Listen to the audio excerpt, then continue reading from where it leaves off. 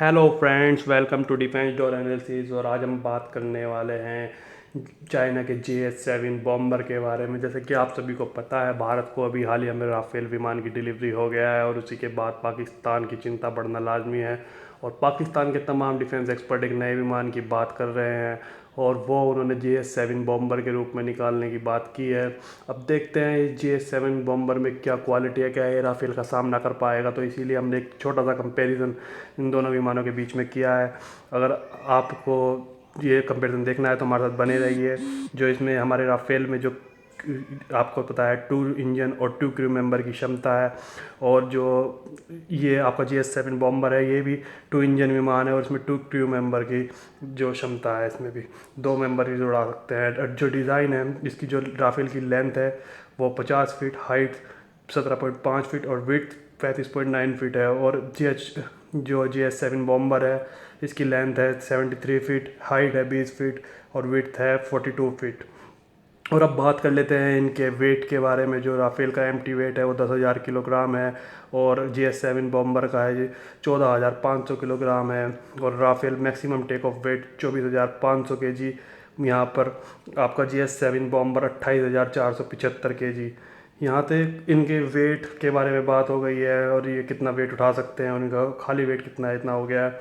अब इसके बाद हम देखते हैं कौन सा इंजन, किसका इंजन पावरफुल है। और जाहिर सी बात है, जिसका इंजन ज़्यादा थ्रस्ट जनरेट करता है तो उसका इंजन पावरफुल है।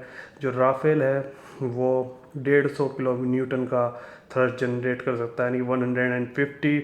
और इसी के साथ जो आपका GH-7 बॉम्बर है इसका 91 किलो न्यूटन का इंजन वो थ्रस्ट जनरेट कर सकता है।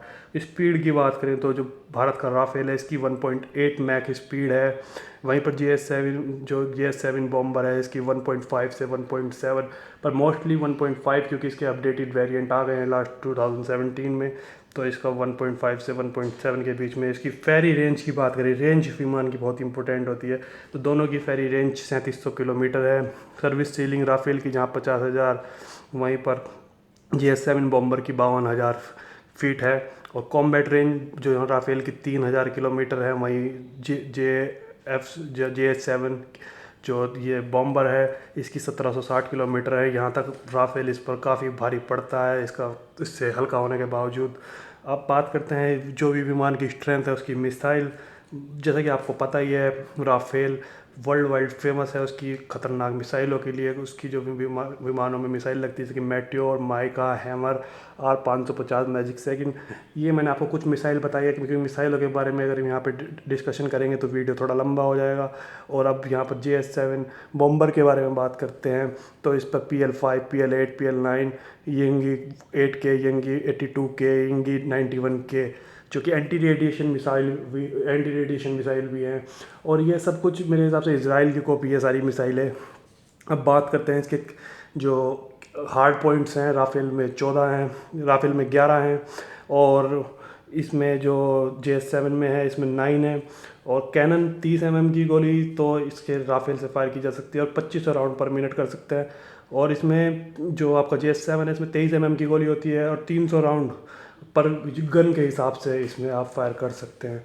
अब बात करते हैं रडार। रडार सबसे इम्पोर्टेंट चीज़ होती है, क्योंकि चाइना अपने विमानों के बारे में ज़्यादा इन्फॉर्मेशन देता नहीं है, पर जितना हो सका मैंने आपके लिए प्रिपरेशन करके ये बनाया है। तो जो इसमें आपके राफेल में जो रडार लगता है वो थेल्स RB2AA ऐसा रडार लगता है। वहीं पर जहाँ पर हम बात करेंगे इसकी, तो इसमें ईगल आई रडार लगता है और GH-7 में। और जो रेंज है राफेल की रडार की वो 200 किलोमीटर है और वहाँ पर इसकी रेंज 70 से 100 किलोमीटर है। इसका मतलब राफेल इसको 200 किलोमीटर दूर से डिटेक्ट कर लेगा, जबकि ये 70 से 100 किलोमीटर पास आने के बाद लगेगा। और उसके बावजूद भी यहाँ पर मेरे हिसाब से मुझे नहीं लगता है कि इतना जल्दी भी आपको डिटेक्ट कर पाएगा ये, क्योंकि इसमें एक यहाँ पर डिफरेंट चीज़ है।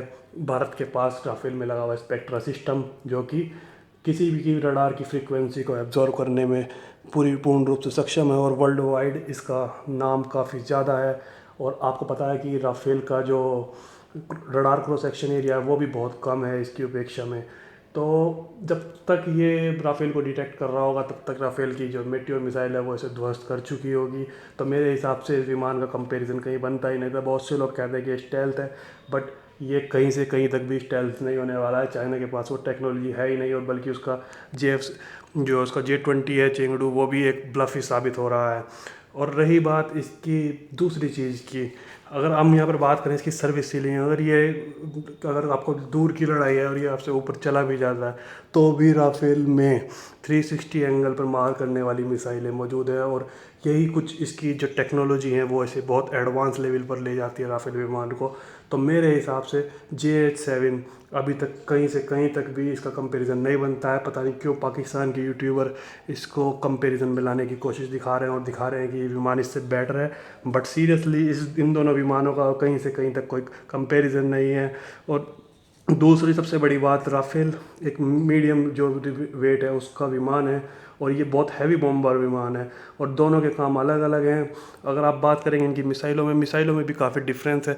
जहाँ राफेल की मिसाइलें वर्ल्ड विख्यात हैं कि ये किसी भी दुश्मन को मार सकती हैं, और अपने टारगेट को डिटेक्ट करने के बाद सबसे ज़्यादा मतलब कि नो चांस जिसके बचने के रहेंगे ही नहीं, no way out situation Rafale की मिसाइलों में ही है वर्ल्ड में, चाहे आप चेक भी कर सकते हैं। और बल्कि जो यहाँ पर चाइनीज़ ये मिसाइलें हैं ये सिर्फ़ और सिर्फ इजरायली मिसाइल की कॉपी हैं और नथिंग एल्स। क्योंकि आप ये रीड भी आउट भी कर सकते हैं, PL-5 जिसकी ये सबसे ज़्यादा जो सबसे ख़तरनाक मिसाइल इस पर लगी हुई है वो एक कंप्लीट कॉपी है इसके ऊपर लगने वाली। और आपको ये वीडियो और कंपैरिजन कैसा लगा, और इसके बारे में कुछ और इन्फॉर्मेशन अगर आपको मिलती है मुझसे भी शेयर करें, ताकि मैं भी आपके लिए इससे एडवांस वीडियो बनाऊँ। और आप मुझे सपोर्ट करिए, क्योंकि अभी नया नया चैनल है, तो इससे भी इंटरेस्टिंग न्यूज़ मैं आपको लाता रहूँगा। और आगे आने वाले दिनों में बहुत अच्छे अच्छे चीज़ों से कंपेयर करने वाले हैं और कुछ अच्छी न्यूज़ लेके आने वाले हैं। तो thank you and support for guys.